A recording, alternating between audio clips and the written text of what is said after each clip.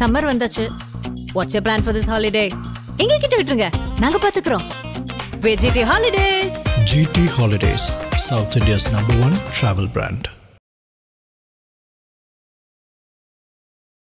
Sir, இந்த காஷ்மீரில் நடந்திருக்கக்கூடிய இந்த தாக்குதல் இது வந்து அடுத்தபடியாக எல்லாருமே கேட்குற ஒரு விஷயமா என்ன இருக்குது அப்படின்னா, இந்தியாவுடைய ரிட்டாலியேஷன் எப்படி இருக்கும், கடுமையான பதிலடி இருக்கணும் அப்படிங்கிற மாதிரி தொடர்ச்சியான பதிவுகளும் பார்க்குறோம். ஸோ இது இப்போ காமன் பெர்ஸ்பெக்டிவ் தாண்டி அரசு என்ன மாதிரியான ஒரு பதிலடிக்கு போகும் அப்படின்னு நீங்கள் நினைக்கிறீங்க? மக்கள்கிட்ட என்னோட ஒரே அன்பு வேண்டுகோள் என்ன அப்படின்னா, பதட்டமான சூழ்நிலை, எல்லாருக்குமே எமோஷன்ஸ் சரியாக இருக்குது. இது அவங்க பயன்படுத்திக்கிட்டு இருக்காங்க, அதுதான் உண்மை. வாட்ஸ்அப்பில் ஃபார்வேர்ட்ஸு, பழைய ஃபோட்டோ உணர்ச்சி பூர்வமாக போடுறது, இதை ஒரு ஹிந்து முஸ்லீம் பிரச்சனையாக்குறது, இதில் தான் நம்ம உஷாராக இருக்கணும்.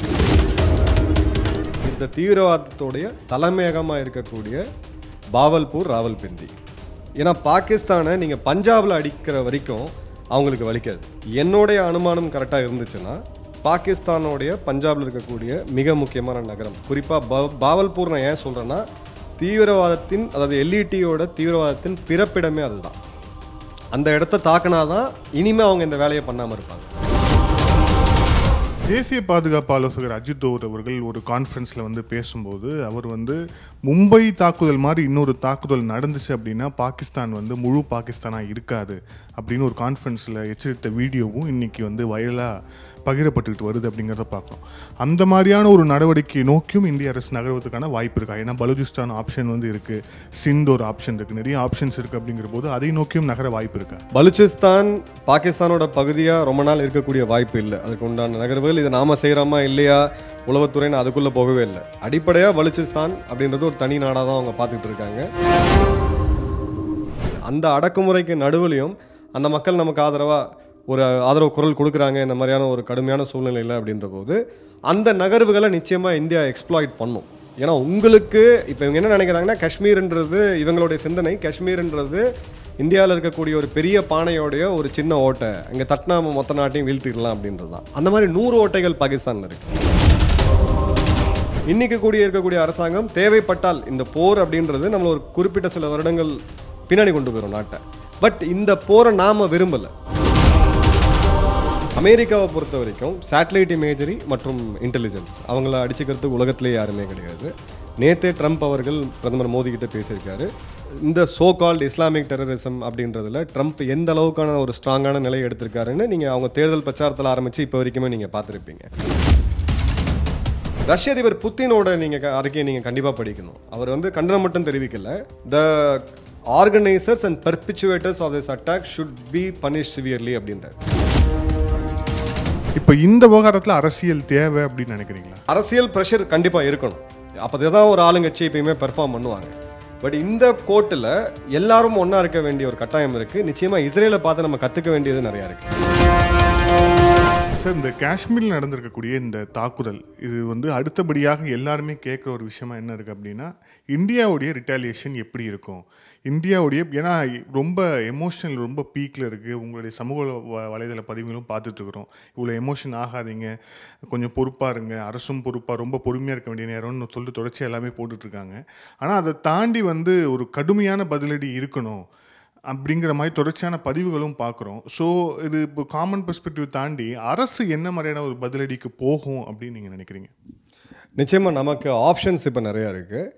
மக்கள்கிட்ட என்னோட ஒரே அன்பு வேண்டுகோள் என்ன அப்படின்னா, பதட்டமான சூழ்நிலை, எல்லாருக்குமே எமோஷன்ஸ் சரியாக இருக்குது. இது அவங்க பயன்படுத்திக்கிட்டு இருக்காங்க, அதுதான் உண்மை. வாட்ஸ்அப்பில் ஃபார்வேர்ட்ஸு, பழைய ஃபோட்டோ உணர்ச்சி பூர்வமாக போடுறது, இதை ஒரு ஹிந்து முஸ்லீம் பிரச்சனையாக்குறது, இதில் தான் நம்ம உஷாராக இருக்கணும். அந்த விழிப்புணர்வோடு நான் ஆரம்பிக்கிறேன். ஓகே, அரசாங்கத்துக்கிட்ட என்ன ஆப்ஷன் இருக்குது?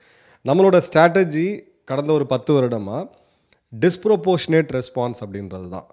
இந்த மாதிரியான தாக்குதலை நீங்கள் நடத்துனீங்கன்னா இதற்கு கொடுக்கக்கூடிய பதிலடி அப்படின்றது இதை விட பல மடங்கு அதிகமாக இருக்கும் அப்படின்ட்டு.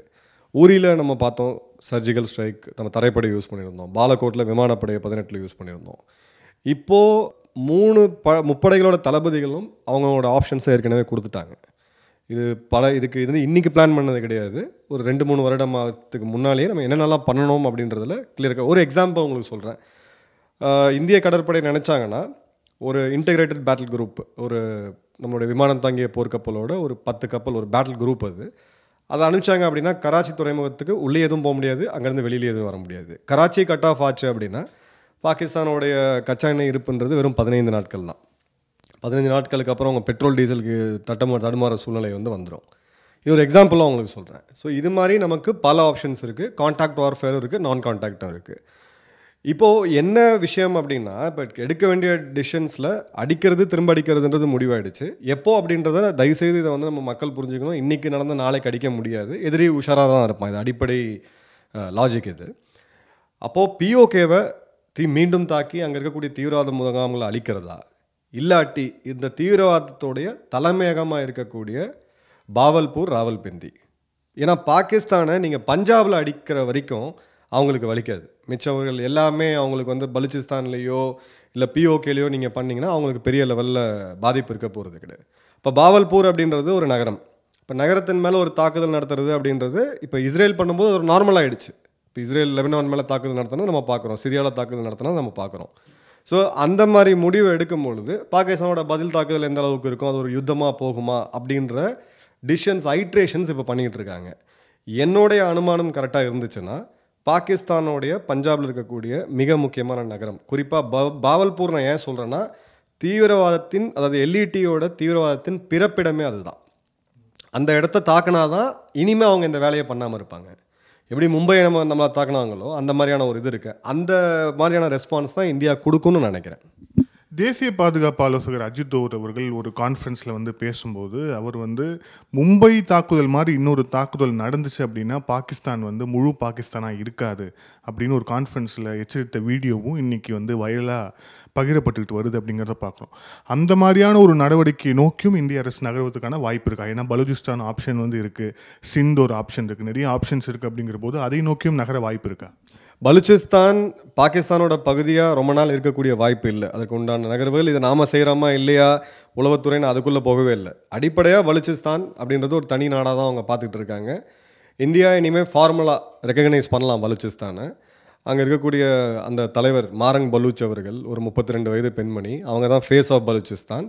அவங்களுக்கு ஆதரவு கொடுக்கலாம், இந்தியா தவறே கிடையாது. இப்போ தாய்வானுக்கு அமெரிக்கா கொடுக்கக்கூடிய ஆதரவாக இருக்கட்டும், இல்லை ஷிங்ஜியாங்க்கு அமெரிக்கா கொடுக்கக்கூடிய ஆதரவாக இருக்கட்டும், நாம் ஏன் இதில் பின்தங்கி இருக்கணும் அப்படின்றதில் ஒரு கேள்வி வருது. ஸோ டிப்ளமேட்டிக்கலாக நிச்சயமாக அதில் மூவ் பண்ணுவாங்க. பலுச்சிஸ்தானில் இப்போ பாகிஸ்தானுக்கு எதிராக இந்தியாவுக்கு ஆதரவான போராட்டங்கள் இப்போ நம்ம பார்க்க முடியுது. இப்போ நம்ம பேசக்கூடிய தருணத்தில் ஒரு மேசிவ் லெவலாக இருந்தாலும் ஒரு 500 பேர் இருக்கக்கூடிய ஒரு போராட்டத்தை பார்க்க முடியுது. அந்த அடக்குமுறைக்கு நடுவுலையும் அந்த மக்கள் நமக்கு ஆதரவாக ஒரு ஆதரவு குரல் கொடுக்குறாங்க, இந்த மாதிரியான ஒரு கடுமையான சூழ்நிலையில் அப்படின்ற போது அந்த நகர்வுகளை நிச்சயமாக இந்தியா எக்ஸ்ப்ளாய்ட் பண்ணும். ஏன்னா உங்களுக்கு இப்போ இவங்க என்ன நினைக்கிறாங்கன்னா, காஷ்மீர்ன்றது இவங்களுடைய சிந்தனை, காஷ்மீர்ன்றது இந்தியாவில் இருக்கக்கூடிய ஒரு பெரிய பானையோடைய ஒரு சின்ன ஓட்டை, அங்கே தட்டினா மொத்த நாட்டையும் வீழ்த்திடலாம் அப்படின்றது தான். அந்த மாதிரி 100 ஓட்டைகள் பாகிஸ்தானில் இருக்குது. இது வரக்கூடிய காலங்களில் நிச்சயமாக பார்ப்பீங்க. இப்போ இது இல்லைன்னா என்னன்னா, இன்றைக்கி நீங்கள் அடிச்சிட்ட நான் உனக்கு உடனே என்னை திரும்ப பஞ்ச் பண்ணணுமா, இது நம்ம ஒரு உணர்வுபூர்வமாக நம்ம ரீதியாக நம்ம பேசுகிறது. அரசாங்கங்கள் அப்படி ஆக்ட் பண்ண முடியாது. நிச்சயமாக இதே மாதிரியான ஒரு சூழ்நிலை 2008 யூபி அரசாங்கம் இருக்கும்போது வந்தபோது எங்களுக்கு இராணுவத்தில் ஒரு உத்தரவு அன்றைக்கே வந்துச்சு. அடுத்த நாள் 27ஆம் தேதியே வந்துச்சு, போருக்கு தயாராகுங்கள் அப்படின்ட்டு. பட் அந்த போருக்கு போகலாமா வேணாமான்றதை அன்றைக்கி கவர்மெண்ட் ஆஃப் த டே தான் முடிவு பண்ணோம். அன்றைக்கி இருந்த அரசாங்கம் வேணான்னு தவிர்த்துட்டாங்க. இன்றைக்கி இருக்கக்கூடிய அரசாங்கம் தேவைப்பட்டால் இந்த போர் அப்படின்றது நம்மளை ஒரு குறிப்பிட்ட சில வருடங்கள் பின்னாடி கொண்டு போயிடும் நாட்டை. பட் இந்த போரை நாம் விரும்பலை. பிஓகேவை ஆக்கிரமிக்கிறதுக்காக, பிஓகேவை மீட்டெடுக்கிறதுக்கு நம்ம போய் போர் புரியல. நம்ம நாட்டு மக்கள், அப்பாவி மக்கள் கொல்லப்படும் போது இதோட ஃபர்தர் இழப்பை தடுக்கணும்னா அவங்களுக்கு அந்த விதமான ஒரு ஆப்ஷனையும் பார்க்க வேண்டியது இருக்குது. ஸோ அந்த விதத்தில் பாகிஸ்தான் அப்படின்றது அவங்க இராணுவ தளபதி ஜியாவுல்லாக்கு இருக்கும்போது 71 நடந்துச்சு. ஜியாவுல்லாக்கோடைய அடுத்த அவதாரமாக இப்போ அசீம் முனீர் வந்திருக்காப்புல. அது நடக்கிறதுக்கான வாய்ப்புகள் நிச்சயமாக இருக்குது. இதில் இப்போ இந்தியா ரிட்டாலியேஷன் காமிச்சது அப்படின்னா இப்போ அதுக்கு இன்டர்நேஷ்னல் சப்போர்ட் எப்படி இருக்கும் அப்படின்னு, மிக குறிப்பாக இப்போ நம்ம இந்த தாக்குதல் நடந்த சூழ்நிலையிலேயே ஜேடி வான்ஸ் அமெரிக்காவுடைய துணை ஜனாதிபதி இந்தியாவில் இருக்கிறார். ஸோ இதுக்கு பல்வேறு நாடுகள் கண்டனம் தெரிவிச்சிருந்தாலும் கூட நம்ம இந்த ரிட்டாலியேஷன் பண்ணும்போது அவங்களுடைய சப்போர்ட் எந்த அளவுக்கு இருக்கும் அப்படிங்கிற அந்த ஒரு கேள்வி இருக்குது. உங்களுடைய பார்வை இதில் 3 முக்கியமான பார்வைகள் இருக்குது. இதுக்கு முதல்ல இதுக்கு இந்தியாவுக்கு ஆதரவு கொடுத்த நாடு அப்படின்னு பார்த்தீங்கன்னா இஸ்ரேல் தான். இஸ்ரேல் நேரடியான மெசேஜ் அதில் கொடுத்தாங்க, உங்களுடைய பாதுகாப்பு செக்யூரிட்டி ஃபோர்ஸஸ்க்கு தேவையான எல்லா உதவிகளும் நாங்கள் செய்வோன்ட்டு. இஸ்ரேல்கிட்ட தொழில்நுட்பம் இருக்குது, உங்களுக்கே தெரியும். பாலக்கோட்டில் நம்ம யூஸ் பண்ண ஸ்பைஸ் பாம்ஸுமே நம்ம இஸ்ரேல்கிட்ட வாங்கினது தான். அமெரிக்காவை பொறுத்த வரைக்கும் சேட்டலைட் இமேஜரி மற்றும் இன்டெலிஜென்ஸ் அவங்கள அடிச்சுக்கிறதுக்கு உலகத்திலே யாருமே கிடையாது. நேற்றே ட்ரம்ப் அவர்கள் பிரதமர் மோடி கிட்ட பேசியிருக்காரு.